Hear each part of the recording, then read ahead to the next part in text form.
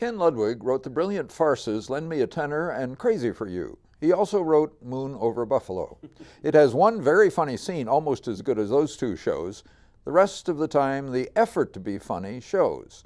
When the comic bits don't quite work, we notice that they didn't work very well the last time we saw them in some other show. Moon Over Buffalo's comedy is about those strange creatures, actors. It takes place in the Erlanger Theater in Buffalo, New York, most of it in a large backstage space by the stage door. For the current production at Insight Theater Company, Peter and Marjorie Spack have created a magnificent set, littered with all the personal and impersonal items that accumulate in such a space. It has nooks and crannies for hiding and 5 doors, 4 of them up steps. What more can a farce want?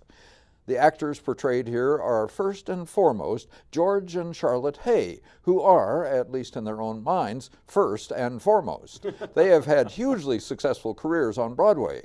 But the theater in 1953, when the play is set, is not what it once was. They blame TV. People stay home to watch TV. The Hays are reduced to touring the provinces with a small company. But people in Buffalo and the other places they play also stay home and watch TV.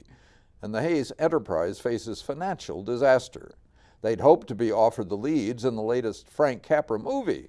They weren't. But then the leads who were cast drop out, and Capra is flying to Buffalo to see the Hays perform, and if he likes them, give them the roles. That hope creates the dramatic pressure in Moon Over Buffalo.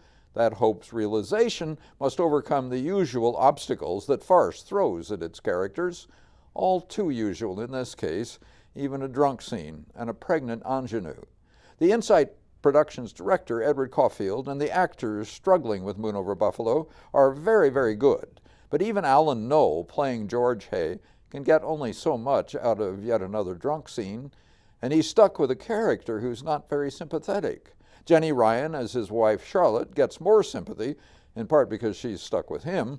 Sam Alk plays their daughter Rosalind, who thinks she wants to get out of show business, and Will Bonfilio is the sweet, clueless TV weatherman she thinks will give her a normal life.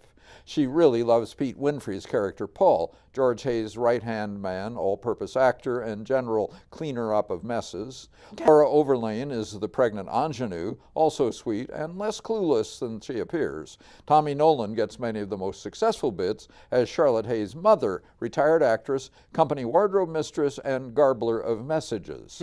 Eric Dean White's character, the Hay's lawyer, apparently a sensible, conventional man, nevertheless is in love with Charlotte and wants to take her away from all this. They all do fine work, as do Jeffrey Boehm with the lights, Thomas Crane with the costumes, and Robin Weatherall with the sound. Moon Over Buffalo has laughs and can be an amusing evening, but it also misfires a lot. I agree, but this was definitely the best production of the play I've ever seen. Yes, it was. I agree with you.